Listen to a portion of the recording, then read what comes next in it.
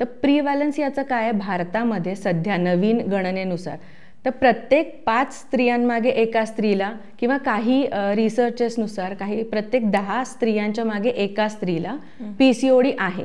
आता हा आहे नोन आकडा की त्यांना माहिती आहे की त्यांना PCOD आहे. ज्यांना माहितीच नाही आहे तो आकडा अजून मोठा कदाचित जाऊ शकतो. याचा earth it is very common nowadays. पण बऱ्याचदा असं होतं की पेशंट जेव्हा तुमच्याकडे अप्रोच करतात तेव्हा त्यांना हे माहिती आहे की मला PCOD आहे, माझ्या शेजारीच्या मुलीला पण PCOD आहे किंवा अजून मल्टिपल लोकांना PCOD आहे. तर याचा अर्थ त्याला नॉर्मलाइज करून आपण चाललंय तसंच चालून द्यावं हे न करता आपण त्याच्या चिकित्सेकडे लक्ष देणं गरजेचं आहे. पाळी इरेग्युलर नाही आहे काही फिमेल्सची. आता आमच्याकडे आजकाल जे पेशंट येत आहेत त्यांच्यामध्ये पाळी रेग्युलर सुद्धा असते काही वेळेला. आणि रेग्युलर असल्यानंतर आपण कसं ओळखणार किंवा कसं आम्हाला कळतं की PCOD असू शकतो. त्यातलं पहिलं आहे की तुमची आधीची जी सायकल होती म्हणजे पूर्वीची आणि आत्ता थोडेफार चेंजेस झालेत का, कशा प्रकारचे. तर पूर्वी तुम्हाला जे 5 दिवस व्यवस्थित ब्लिडिंग होत होतं त्यानुसार आत्ता ते 3 दिवसांवरती आले आणि खूपच कमी अंगावरून स्राव जातोय. याचा अर्थ ब्लिडिंगचं प्रमाण कमी झालं, स्कॅन्टी मेन्सेस. किंवा काही वेळेला असं होतं की 5 दिवसच ब्लिडिंग होतं पण खूप हेवी फ्लो होतो किंवा अक्षरशः काही लोकांना 15 दिवस 30 दिवस अंगावरून रक्तस्राव होत असतो. तर ह्याचं रिझन पण हॉर्मोनल इम्बॅलन्स आणि त्यायोगे PCOD हे असू शकतं. आणि आत्ता तुम्ही जसं सांगितलं तसं की PCOD PCOS मध्ये आतमध्ये प्रत्येकाच्या वेगवेगळं काहीतरी घडतंय ना, ते जाणून घेणं फार गरजेचं आहे. आणि ते आपल्याला असं नाही कळणार, ते वैद्यकीय सल्ल्यानंच आपल्याला कळू शकणार आहे. आणि म्हणूनच वैद्यकीय सल्ला घेतला पाहिजे. नमस्कार मंडळी, मी स्मिता शेवाळे. चारची कॉफी स्मिता बरोबर या इन्फॉर्मेटिव्ह गप्पा सत्रामध्ये तुमच्या सगळ्यांचं पुन्हा एकदा मनापासून स्वागत आहे. आज आपल्याकडे डॉक्टर मिताली धनावडे आलेले आहेत. त्या आयुर्वेदिक डॉक्टर आहेत. गेली 13 वर्ष त्या प्रॅक्टिस करतायत आणि मुंबई घाटकोपरमध्ये त्यांचं क्लिनिक आहे. वंध्यत्वावर संशोधन करून त्यांनी त्यावर शोधनिबंध लिहिलेला आहे. त्यामुळे पुढचे 3 एपिसोड ते आपल्याला खूप छान मार्गदर्शन करणार आहेत. आजचा खूप महत्त्वाचा विषय आहे PCOD PCOS म्हणजे नेमकं काय आणि तो आपल्याला आहे का, त्याची लक्षणं काय असतात, कारणं काय आहे, हे सगळं आज आपण त्यांच्याकडून जाणून घेणार आहोत. तेव्हा हा एपिसोड शेवटपर्यंत बघा. नमस्कार डॉक्टर मिताली, तुमचं मनापासून स्वागत आहे. 3ही जे आपण टॉपिक निवडलेले आहेत ते खूप महत्त्वाचे आहेत आणि स्टेप बाय स्टेप आपण त्या टॉपिक्समध्ये जाणार आहोत.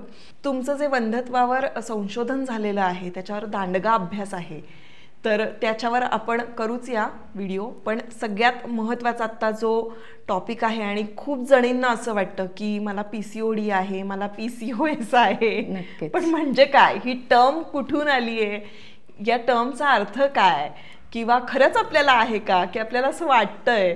तर हे सगळे जे काही संभ्रम असतील आज ते दूर होतील मला असं वाटतं आपल्या चर्चेनंतर. नक्कीच. तर सुरुवात आपण इथून करूया की PCOD आणि PCOS या दोघांमध्ये काय डिफरन्स आहे, काय फरक आहे. नक्कीच बरोबर. PCOD आजकाल जसं तुम्ही म्हणालात की खूप कॉमन झालेला आहे. पण आपल्याला ही गोष्ट समजून घेणं गरजेचं आहे की कॉमन म्हणजे नॉर्मल आहे असं नाहीये. कॉमन झाली आहे गोष्ट म्हणजे तिला आपण नॉर्मलाइज करणं चुकीचं आहे. त्यामुळे जर आज मी लक्षणं जी सांगणार आहे किंवा तुम्हाला जर PCOD असेल तर ह्या बाबतीमध्ये आपण योग्य त्या वैद्यांकडून किंवा डॉक्टरांकडून चिकित्सा घेणं हा पहिला पर्याय ठरेल त्यावरती. तर आता PCOD बद्दल म्हणूयात की जसं तुम्ही म्हटलं की खूप कॉमन आहे. तर प्रिव्हॅलन्स याचं काय आहे, भारतामध्ये सध्या नवीन गणनेनुसार तर प्रत्येक 5 स्त्रियांमागे एका स्त्रीला किंवा काही रिसर्चेसनुसार प्रत्येक 10 स्त्रियांच्या मागे एका स्त्रीला PCOD आहे.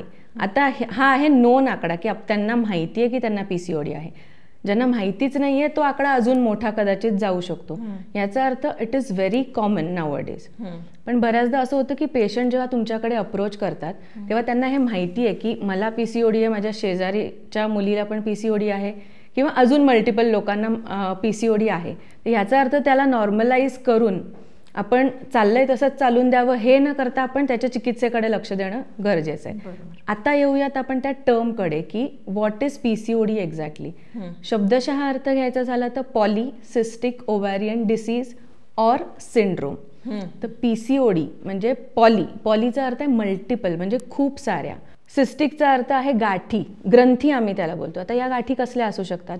एकतर मेदाच्या असू शकतात, किंवा त्या रक्ताच्या सुद्धा असू शकतात, किंवा चरबी किंवा फॅट्सच्या असू शकतात. ह्या प्रकारच्या सिस्ट आपल्या ओव्हरीज जवळ, ओव्हॅरियन म्हणजे अंडाशय जे असतं गर्भाशयाला अटॅच असलेलं, त्याच्यावरती त्याच्या आतमध्ये अशा पेरिफेरी रिजनमध्ये या गाठी बनतात. आणि ह्या सगळ्यामुळे आपल्या हॉर्मोनल सिस्टममध्ये जो बिघाड होतो आणि जी वेगवेगळी लक्षणं दिसतात अनेक प्रकारची, त्या सगळ्या लक्षणांचा समूह ह्याला आपण PCOD म्हणतो. म्हणजे PCOD हा ताप किंवा सर्दी खोकला यासारखा एक आजार नाही आहे, यामध्ये मल्टिपल लक्षणांचा एक समूह आपल्याला दिसून येतो. आणि एक गोष्ट सांगायची आहे की PCOD आणि PCOS आजकाल खूप हाईप केलं जातं की असं असलं तर PCOD आणि ही लक्षणं असली तर PCOS. असं काही नसून दोन्ही गोष्टी सेमच आहेत. हॉर्मोनल सिस्टममध्ये झालेली गडबड फिमेलच्या आणि त्यामध्ये होणारी वेगळी वेगळी लक्षणं, या सगळ्यांना मिळून PCOD किंवा PCOS आपण म्हणू शकतो. हां, कारण त्याच्यामध्ये मल्टिपल गोष्टी इन्व्हॉल्व्ह आहेत. राईट. आणि त्या दोघांमधला जो काही बिघाड आहे, तर म्हणजे PCOD आणि PCOS ची लक्षणं सेमच आहेत. सेमच, दोन्ही गोष्टी सेम आहेत. ओके, बरोबर. हे कळणं फार गरजेचं होतं, कारण आपल्याला PCOD आहे का PCOS आहे असं बऱ्याचदा कन्फ्युजन असतो. बरं, पण PCOD आहे आपल्याला, तर ते कसं कळणार, त्याची लक्षणं काय आहेत? ओके, जे आपल्याला सगळ्यांना पुस्तकानुसार माहिती आहे किंवा एक कॉमन कॉज आपल्या सगळ्यांना माहिती असतं की पिरियड्स जे आहेत किंवा फिमेलचे जे मेन्सेस आहेत ते इर्रेग्युलर असणे, म्हणजे जी मासिक पाळी जी आहे ती रेग्युलर नाही आहे, अनियमित आहे, हे सगळ्यांना माहिती आहे. किंवा दुसरं एक महत्त्वाचं कारण जे सगळ्यांना माहिती असतं ते आहे वेट गेन झालं आहे, वजन वाढलं आहे. म्हणजे एखाद्याचं वजन वाढलं तर आजकाल कोणत्याही स्त्रीकडून पण विचारलं जातं तुला PCOD तर नाही आहे ना, चेक करून घे. तर ह्या दोन गोष्टी आपल्याला कॉमनली माहिती आहेत. ज्या माहिती नाही आहेत त्या आज आपण जाणून घेऊया. तर बऱ्याचदा पाळी इर्रेग्युलर नाही आहे काही फिमेल्सची. आता आमच्याकडे आजकाल जे पेशंट येत आहेत त्यांच्यामध्ये पाळी रेग्युलर सुद्धा असते काही वेळेला. आणि रेग्युलर असल्यानंतर आपण कसं ओळखणार किंवा कसं आम्हाला कळतं की PCOD असू शकतो? त्यातलं पहिलं आहे की तुमची आधीची जी सायकल होती, म्हणजे पूर्वीची आणि आत्ता थोडेफार चेंजेस झालेत का, कशा प्रकारचे? तर पूर्वी तुम्हाला जे 5 दिवस व्यवस्थित ब्लिडिंग होत होतं त्यानुसार आत्ता ते 3 दिवसांवरती आले आणि खूपच कमी अंगावरून स्राव जातोय. याचा अर्थ ब्लिडिंगचं प्रमाण कमी झालं, स्कॅन्टी मेन्सेस. किंवा काही वेळेला असं होतं की 5 दिवसच ब्लिडिंग होतं पण खूप हेवी फ्लो होतो, किंवा अक्षरशः काही लोकांना 15 दिवस 30-30 दिवस अंगावरून रक्तस्राव होत असतो. तर ह्याचं रिझन पण हॉर्मोनल इम्बॅलन्स आणि त्यायोगे PCOD हे असू शकतं. तर ह्या गोष्टी लक्षात घ्यायच्यात. आता इर्रेग्युलर मेन्सेस ह्याचा अर्थ पण काय धरणार आपण? 4-5 दिवस मागे पुढे होणं इज ओके. काही दिवसांची 25 दिवसांची सायकल असते, काही मुलींची 28 दिवसांची आणि काहींची 45 दिवसाची सुद्धा असते. जर सुरुवातीपासून त्याच फॉर्मॅटमध्ये जर फिमेल्स असल्या तर ह्याला आपण रेग्युलरमध्ये कन्सिडर करतो. इर्रेग्युलर म्हणजे काय? 1-1 महिना डिले होणं पाळीला, 2-2 महिने. माझ्याकडे जास्तीत जास्त डिले झालेली पाळी आहे 1 वर्ष, म्हणजे 12 महिने एका मुलीची पाळी लेट येत होती, म्हणजे 1-1 वर्षाने. आणि विशेष म्हणजे आजकालच्या पालकांना किंवा त्या फिमेलला सुद्धा हे खूप विशेष वाटत नाही आहे की म्हणजे 6 महिने होऊन गेले, 1 वर्ष झालं आणि पाळी नाही आली आहे, तर आपण किती लवकर अप्रोच करायला पाहिजे. तोपर्यंत काय होतं, आपण TV मध्ये बघून, ॲड्स बघून आपण स्वतःच हा काढा बनव, तो पी, मग वजन कमी करूया, PCOD आहे, त्यांना कळतं, येतं लक्षात की हे इर्रेग्युलर आहे, आपल्याला कळलेलं आहे, पण उपचार कुठून करणार? तर कान सोनारानेच टोचलेले बरे. त्यामुळे वेळेत उपचार घेतले तर खूप लवकर आणि रिझल्ट येतात आणि हे इरिव्हर्सिबल पण होऊ शकतं. आणि आत्ता तुम्ही जसं सांगितलं तसं की PCOD PCOS मध्ये आतमध्ये प्रत्येकाच्या वेगवेगळं काहीतरी घडतंय ना, ते जाणून घेणं फार गरजेचं आहे. आणि ते आपल्याला असं नाही कळणार, ते वैद्यकीय सल्ल्यानंच आपल्याला कळू शकणार आहे. आणि म्हणूनच वैद्यकीय सल्ला घेतला पाहिजे. अगदी बरोबर आहे तुमचं. पण ह्याची कारणं काय वाटतात तुम्हाला की आजकाल इतकं ते इर्रेग्युलर व्हायला लागलेलं आहे?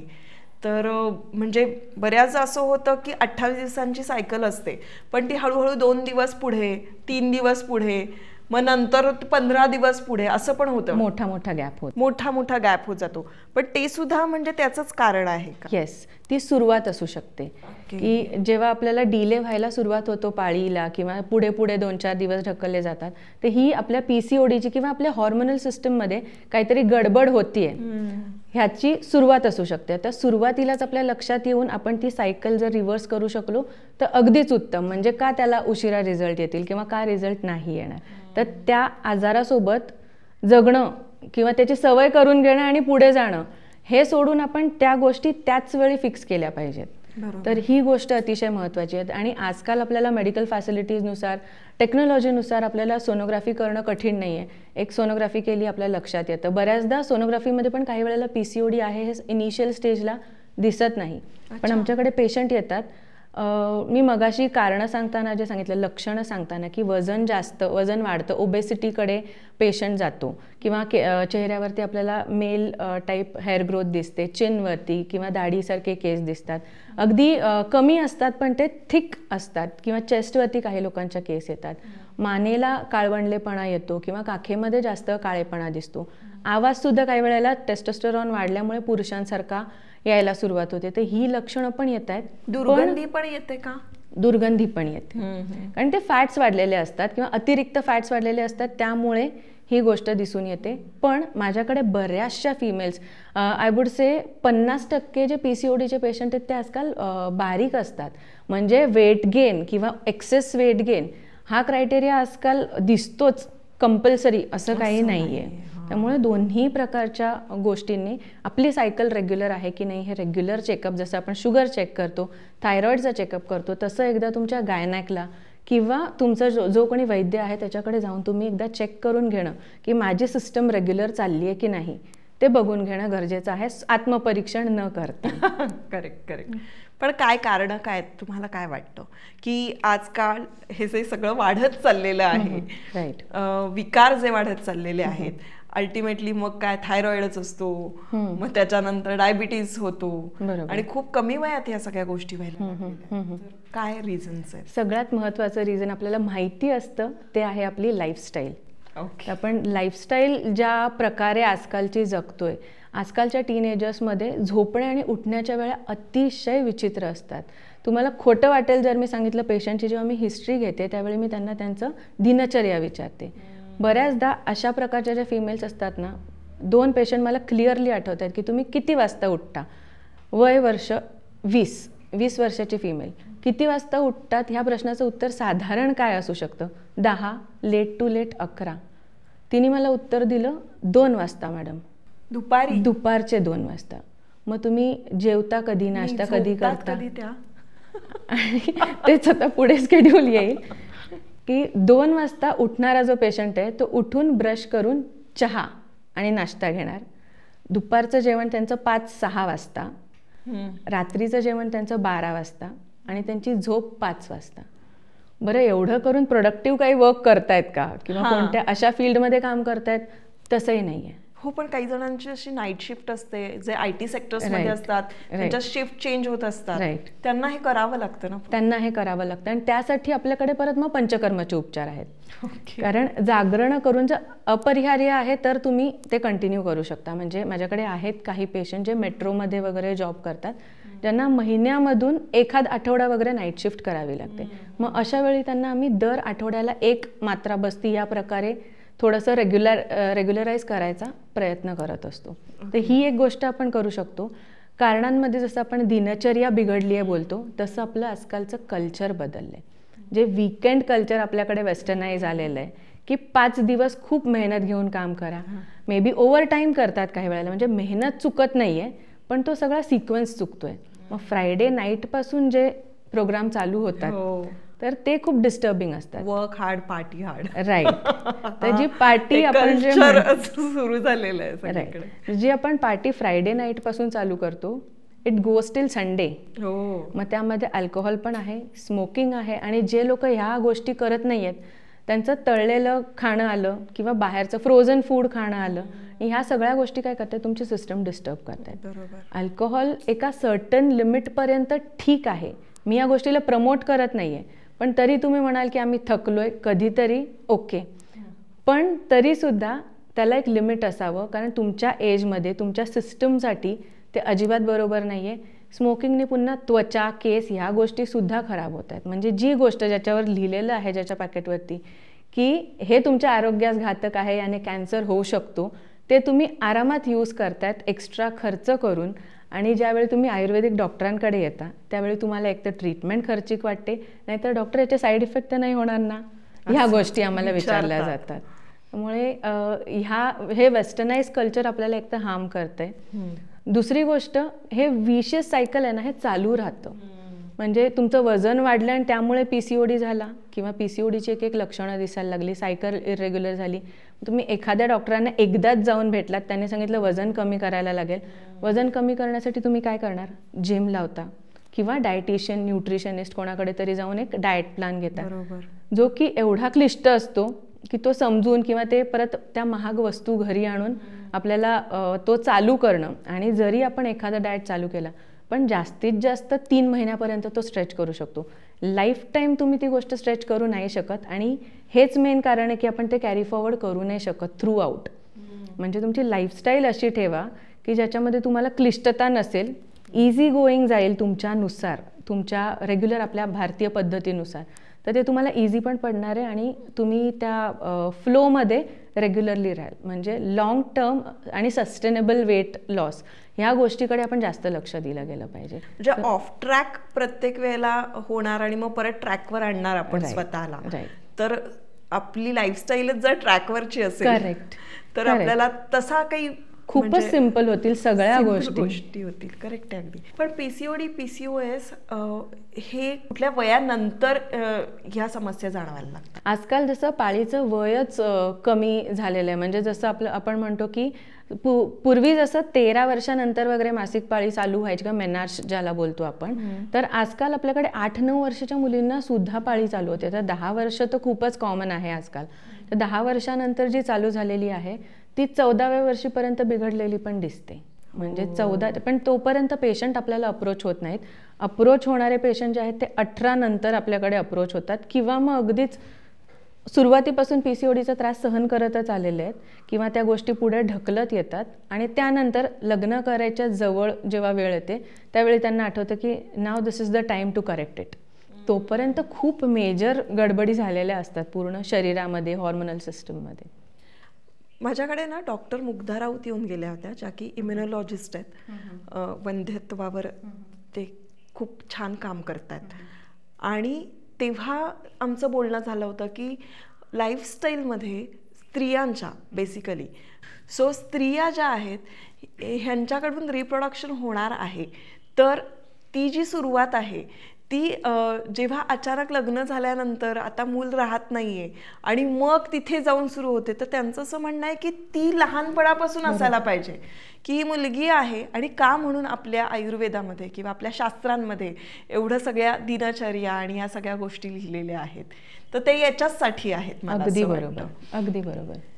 तुम्ही मगाशी पण म्हणत होता की तुम्ही या गोष्टीबद्दल एक्सप्लेन करणार आहात की ज्या वेळेला आपल्याला मासिक पाळी येते त्यावेळेला आपली दिनचर्या कशी असायला हवी, आणि ही आपण जर सुरुवातीपासून ठेवली तर PCOD आणि PCOS सारख्या विकारांना आपण बळी पडणार नाही. बरोबर.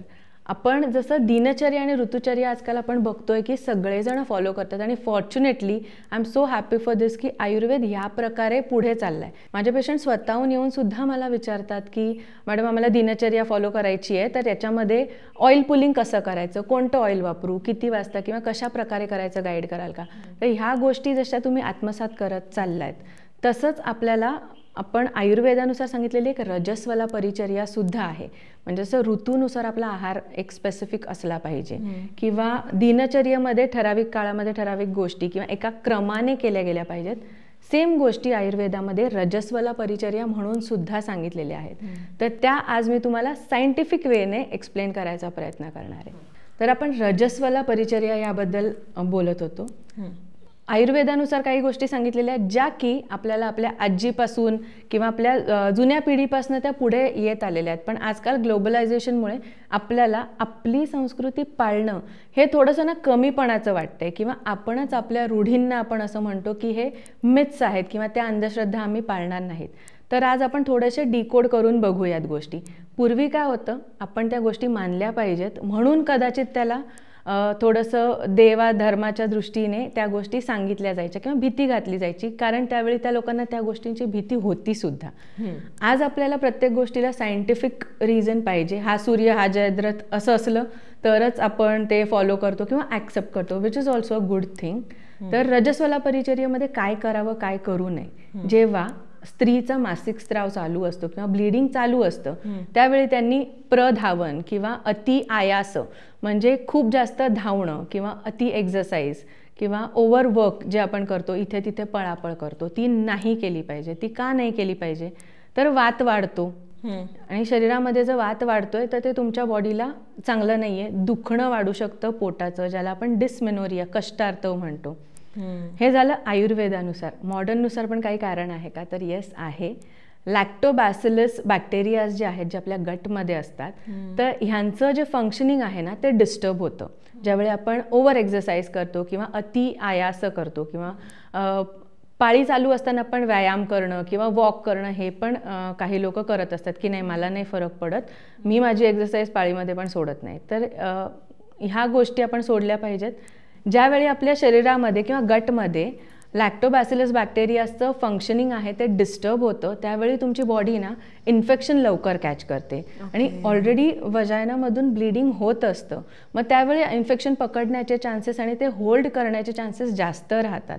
यामुळे सुद्धा या गोष्टी टाळल्या तर उत्तम आहे. नाहीतर आजकाल आपण टी व्हीमध्ये बघतो की कोणत्या तरी सॅनिटरी पॅडच्या जाहिरातींमध्ये की पांढरे कपडे घातलेली मुलगी इथून तिथून उड्या मारते माईक हातामध्ये घेऊन आणि तिचा दिवस कसा छान जातो आणि कसे तिच्या कपड्यांना स्टेन्स येत नाहीत.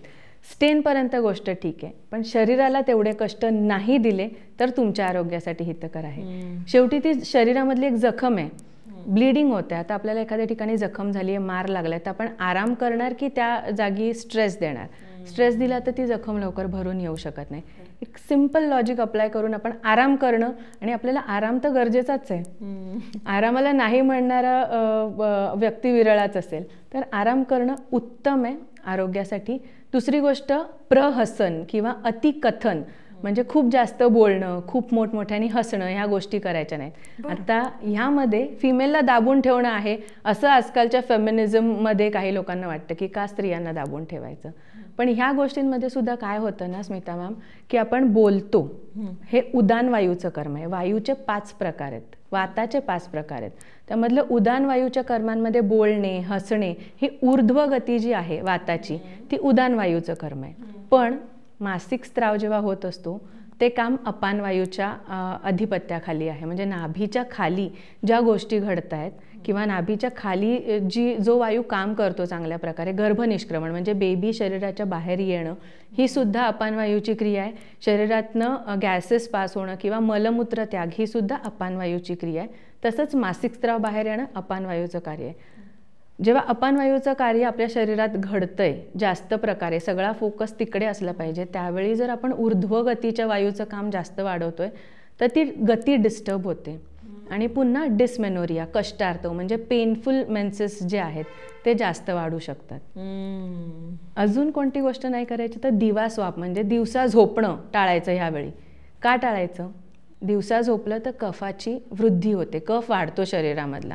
आणि जर कफ वाढला तर काय होईल पाळीच्या संदर्भात, आता तुम्ही म्हणाल की आराम करायचा आहे, पण पोट भरून खाल्लं आणि मग आराम केला किंवा मग झोपलं तर कफदोष शरीरामध्ये अतिरिक्त वाढून गाठी ज्या जातात मासिक स्त्रावाच्या वेळी, तर त्याचं कारण हे असू शकतं की तुम्ही जेवण केलं पोटभर आणि त्याच्यानंतर दुपारी जर आराम करताय, तर ही एक गोष्ट आपण टाळणं गरजेचं आहे. बरं, मी ह्या गोष्टी सगळ्या सांगतेय, त्या आपण एखाद्या सायकलमध्ये केल्या तर फरक पडणार आहे का, तर नाही.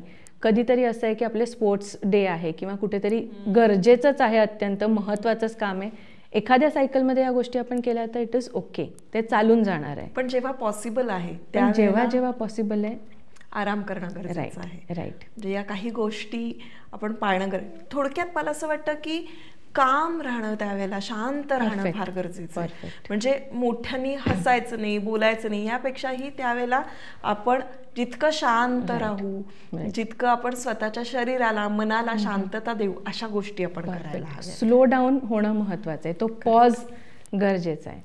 अजूनही काही वेळेला असं असतं की अजून काय गोष्टी याच्यामध्ये येतात, तर शारीरिक संबंध या काळामध्ये यायला नाही पाहिजेत. आता काही डॉक्टरांच्या म्हणण्यानुसार किंवा काही आजकाल खूप सारे व्हिडिओज आम्ही बघतो की ज्यामध्ये किंवा माझ्याकडे यंगस्टर्स येतात आणि त्यांचं म्हणणं असतं की वाईल मेन्स्ट्रुएटिंग फिमेल जेव्हा मासिक स्त्राव होत असतो त्यावेळी जर शरीर संबंध ठेवले तर बाळ राहत नाही, मग ते योग्य आहे ना, मग त्यावेळी शरीर संबंध ठेवले तर इट इज सेफ, म्हणजे की प्रेग्नन्सी राहणार नाही. पण पहिली गोष्ट की हे हायजिनिक नाही आहे. दुसरी गोष्ट, जर अशा वेळी जेव्हा स्त्रीला थोडंफार तर पेन असतं किंवा एक प्रोसिजर चालू असते आणि अशा वेळी जर शरीर संबंध ठेवले तर त्यावेळी त्या युट्रसचं आकुंचन होणार आहे. आकुंचन होऊन आपण त्यामधला जो स्त्राव आहे जो नॅचरली बाहेर यायला पाहिजे पण त्याला फोर्सफुली बाहेर काढतोय. पुन्हा एका वेळी जर आपण ह्या गोष्टी घडवतोय त्या रिपीटेडली होत आहेत तर त्या फिमेलला पुढे जाऊन खूप गोष्टींना फेस करावं लागतं ज्याची उत्तरं आपल्याकडे पुढे गेल्यानंतर नसू शकतात. त्यामुळे ह्या गोष्टी टाळल्या गेल्या पाहिजेत.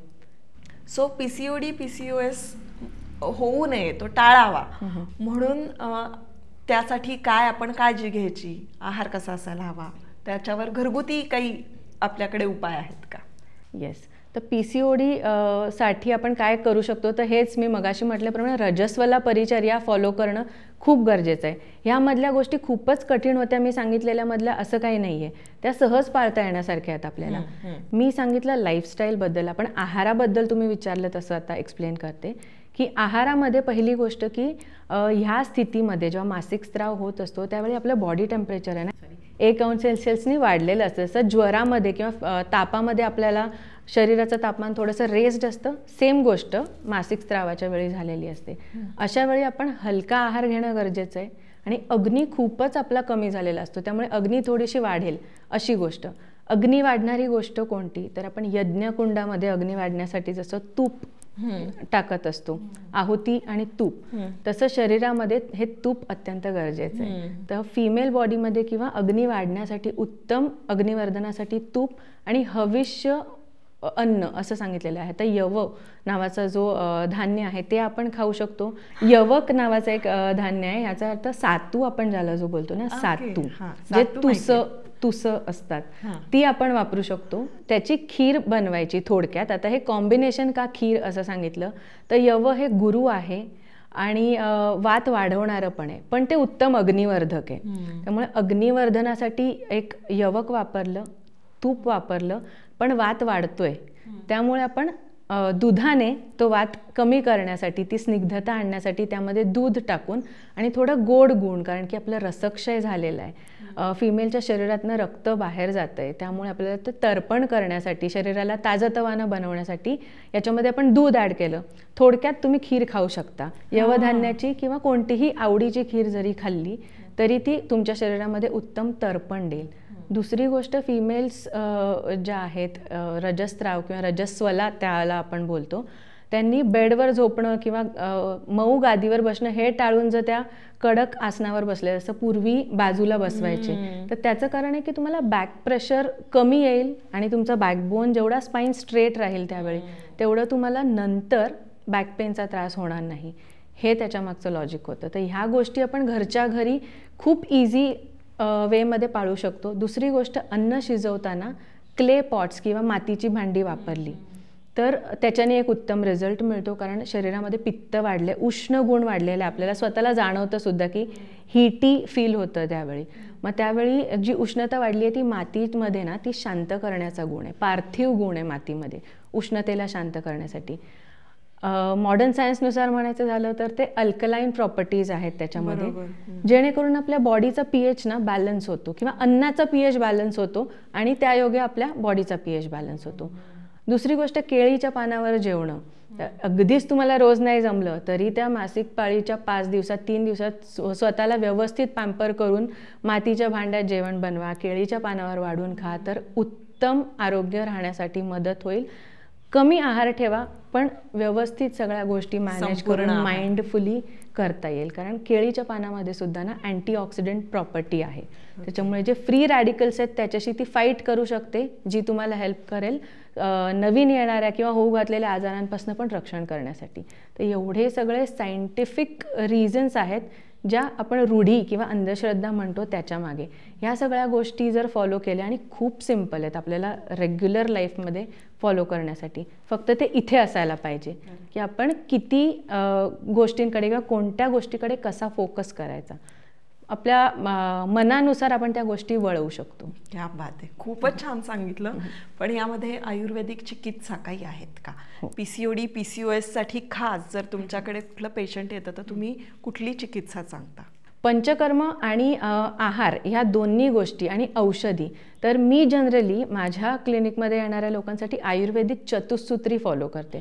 म्हणजे नॉट नेसेसरीली मी फक्त औषधच दिली, मी फक्त पंचकर्मच सांगितलं किंवा मी काही स्पेसिफिक डाएटच दिलं.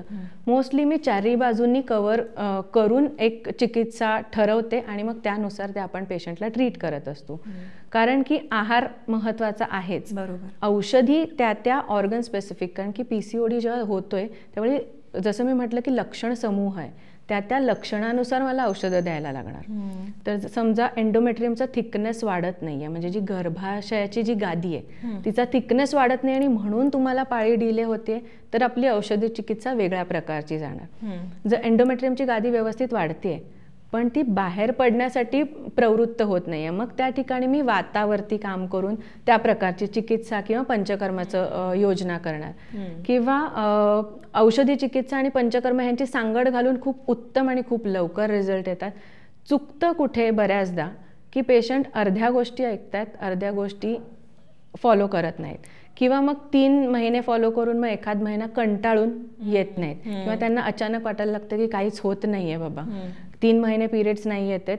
तर ही शॉर्ट टर्म प्रोसेस नाही आहे. तो आजार बनायला तुमच्या शरीरामध्ये जर 10 वर्ष गेली तर तो काढण्यासाठी तेवढा वेळ तुम्ही डॉक्टरांना, तुम्हाला स्वतःला दिला पाहिजे, तुमच्या सिस्टमला दिला पाहिजे. आणि ते एकदा तुमच्या सिस्टममध्ये आलं की it is very easy to go. खूप इझिली आपण PCOD पूर्णतः रिव्हर्स करू शकतो.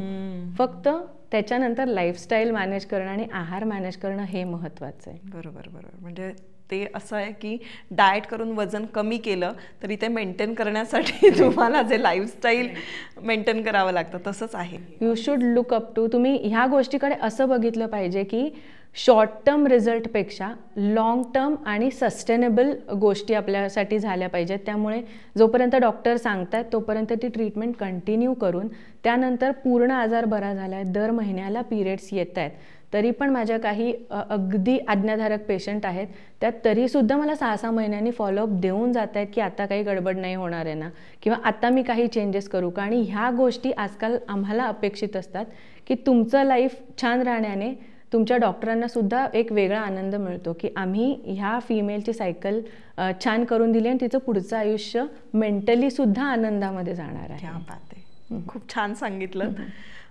मला असं वाटतं जे काही कन्फ्युजन होतं किंवा जो आमचा संभ्रम होता PCOD PCOS बद्दल, तर तो आता दूर झालेला आहे. बऱ्याचशा गोष्टी तुम्ही सांगितल्या त्या खूप उपयुक्त ठरल्या.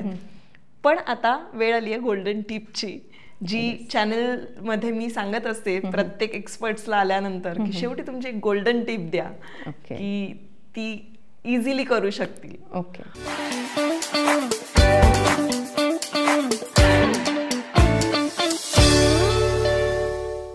रजस्वला परिचर्या फॉलो करणं हे महत्त्वाचं झालंच. तुम्ही मेंटली तेवढं स्ट्रॉंग असलं पाहिजे की आपल्याला काय करायचंय हे तुमच्या डोक्यात फिक्स पाहिजे. महत्त्वाची गोष्ट, ट्रीटमेंट खर्चिक आहे का, हा प्रश्न ज्यावेळी तुमच्या मनात येतो त्यावेळी तुम्ही विचार करा ह्या प्रकारे की ही this is not wasting your money, this is investing your money on your health.